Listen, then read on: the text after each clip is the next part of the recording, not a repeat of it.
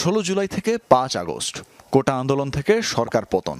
এরই মধ্যে প্রাণ হারিয়েছেন অনেক শিক্ষার্থী, অনেকে এখনো কাতরাচ্ছেন হাসপাতালে। সোমবার রাজধানীর পঙ্গু হাসপাতালে তাদের দেখতে যান বৈষম্য বিরোধী ছাত্র আন্দোলনের 2 সমন্বয়ক। পরে তারা বলেন, আহতদের ফ্রি চিকিৎসা পাবার কথা হলেও অনেকে নাজেহালের শিকার হচ্ছেন। মধ্যস্বত্বভোগী একটি গোষ্ঠী রয়েছে, যেই গোষ্ঠীটি আসলে এখনো পূর্বে তারা যে কাজটি করতো, আসলে বিভিন্নভাবে রোগীদেরকে হয়রানি করার চেষ্টা করত। ওই মধ্যস্বত্বভোগী অংশটি এখনো বিভিন্নভাবে অল্প হোক বেশি পরিমাণে হোক রোগী বা রোগীর গার্ডিয়ানদের কাছ থেকে টাকা নেওয়ার চেষ্টা করে, বিভিন্ন কথা বলে। আমি এই কথাটি স্পষ্ট করে আপনাদেরকে বলতে চাই, আসলে এই দেশের সংকটকালীন সময়েও আপনাদের চরিত্রের যদি এই অবস্থা হয়, চারিত্রিক বৈশিষ্ট্য যদি এরকম হয়, তাহলে দিন শেষে বাংলাদেশের জন্য কিংবা বাংলাদেশের অগ্রগতির জন্য আপনারাই সবচেয়ে বড় বাধা এবং শত্রু।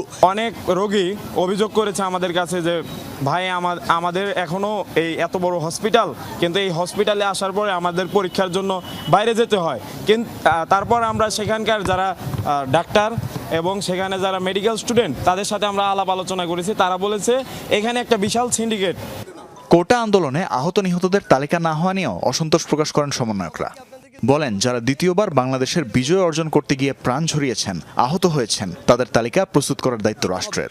এবং আমরা প্রত্যাশা করি সরকারি মহলে শুধু দেখানোর জন্য, রিপোর্ট দেওয়ার জন্য আমাদেরকে দেখাবেন না যে আমরা সব কাজ করছি।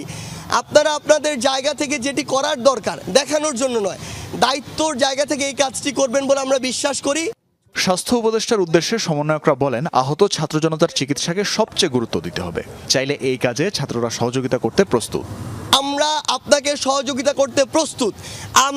আপনি যেখানেই যেতে বলুন না কেন, বাংলাদেশের যে জেলায় হোক, আমরা সেখানে যেতে প্রস্তুত। কিন্তু আমরা যে দ্রুততম সময়ে কিছু জিনিস প্রত্যাশা করি, আমরা একটি ফান্ড প্রত্যাশা করি। দিন শেষে যতই সরকারি মেডিকেল হসপিটাল আসলে বলা হোক যে সব কিছু ফ্রি, খরচ একটি রয়েছেই। ওই খরচটি অনেকের জন্য বেয়ার করা টাফ হয়ে যায়। আবার অনেকের উপার্জনক্ষম যে ব্যক্তিগুলো, তারা যখন হসপিটালে থাকে তাদের পরিবার তো চলতে হয়। সো সেই জায়গা থেকে আমরা মনে করি যে দ্রুত অন্তর্বর্তীকালীন সরকারের পক্ষ থেকে হোক কিংবা সামগ্রিকভাবে একটি ফাউন্ডেশন যেটি করার কথা বলা হচ্ছে, সেই ফান্ডটি করে যারা এখন আহত ভাইরা কাতরাচ্ছে বা আহত থেকে কিছুটা সুস্থ হয়ে বাসায় গিয়েছেন, কিংবা আমাদের যে ভাইরা শহীদ হয়েছেন, তাদের পাশে যত দ্রুত সম্ভব আমাদেরকে দাঁড়াতে হবে। সেই কাজটি দ্রুততম সময় করার আহ্বান জানাচ্ছি।